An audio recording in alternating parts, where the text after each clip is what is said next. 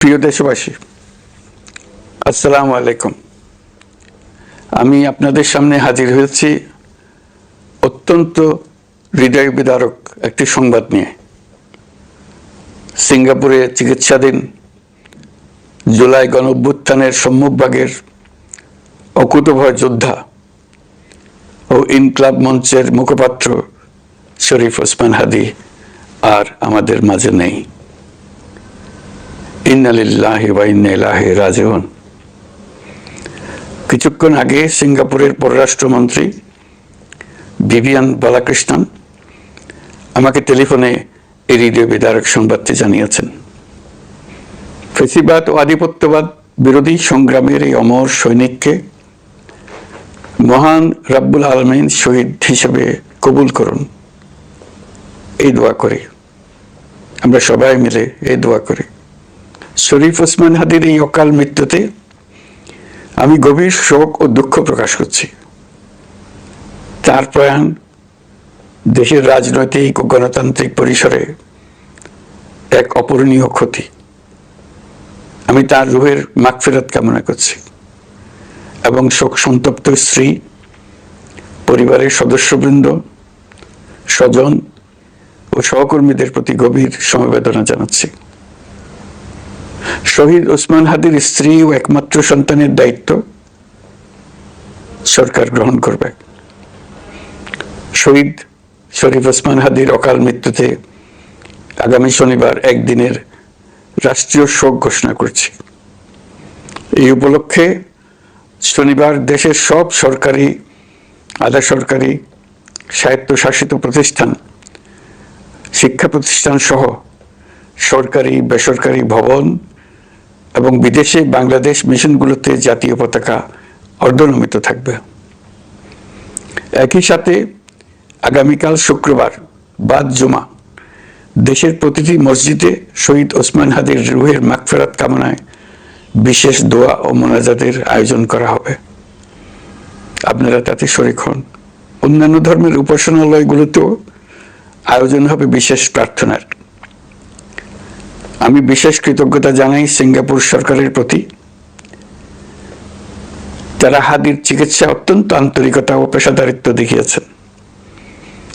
বিশেষ করে সিঙ্গাপুরের পররাষ্ট্রমন্ত্রী ভিভিয়ান বালাকৃষ্ণন, যিনি একই সঙ্গে একজন বিশিষ্ট চিকিৎসক, তার প্রতিও তিনি নিজে হাদীর পরিচর্যা করেছেন, আমাকে নিয়মিত চিকিৎসা সম্পর্কে খোঁজখবর দিয়েছেন। এই নৃশংস হত্যাকাণ্ডের সঙ্গে জড়িত সকল অপরাধীকে দ্রুত আইনের আওতায় আনা হবে এবং তাদের বিরুদ্ধে সর্বোচ্চ শাস্তি নিশ্চিত করা হবে। এই বিষয়ে কোনো ধরনের শৈথিল্য দেখানো হবে না।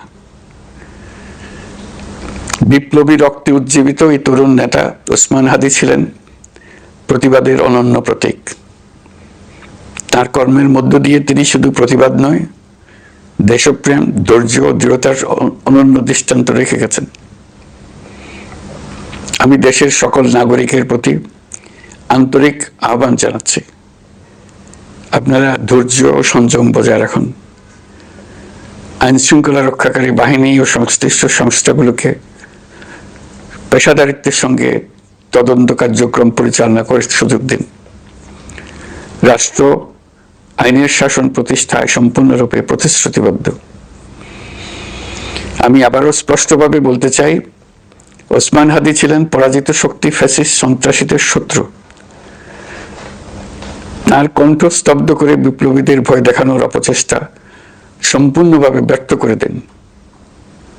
ভয়, সন্ত্রাস কিংবা রক্তপাতের মাধ্যমে এদেশের গণতান্ত্রিক অগ্রযাত্রা কেউ থামাতে পারবে না। আমরা এখন গণতান্ত্রিক উত্তরণের চূড়ান্ত পর্যায়ে উপনীত হয়েছি। শহীদ হাদী ছিলেন এই প্রক্রিয়ার অবিচ্ছেদ্য অংশ। তার একান্ত ইচ্ছা ছিল আসন্ন নির্বাচনে প্রতিদ্বন্দ্বিতা করে নতুন বাংলাদেশ বিনির্মাণের পরবর্তী ধাপে সক্রিয় ভূমিকা রাখা। অত্যন্ত দুঃখের বিষয়, তার এই মহতী ইচ্ছা অপূর্ণ রয়ে গেল। তার স্বপ্ন বাস্তবায়নের দায় আজ সমগ্র জাতির কাঁধে ন্যস্ত। আগামী দিনগুলোতে আমাদের সবাইকে ধৈর্য, সংযম, সাহস ও দূরদর্শিতার সঙ্গে এগিয়ে যেতে হবে, যাতে নির্বাচন ও গণতন্ত্রের শত্রু ফ্যাসিস্ট সন্ত্রাসী অপশক্তিকে চূড়ান্তভাবে পরাজিত করা যায়। এই শোকের মুহূর্তে আসুন আমরা শহীদ শরীফ ওসমান হাদির আদর্শ ও ত্যাগকে শক্তিতে পরিণত করি, ধৈর্য ধারণ করি, অপপ্রচার ও গুজবে কান না দেই এবং যে কোনো হঠকারী সিদ্ধান্ত থেকে বিরত থাকে। যারা দেশকে অস্থিতিশীল করতে চান তাদের ফাঁদে পা না দিয়ে আসুন আমরা সবাই ঐক্যবদ্ধভাবে গণতন্ত্র, ন্যায় বিচার ও গণমানুষের অধিকার প্রতিষ্ঠার পথে অবিচল পদক্ষেপে এগিয়ে যাই।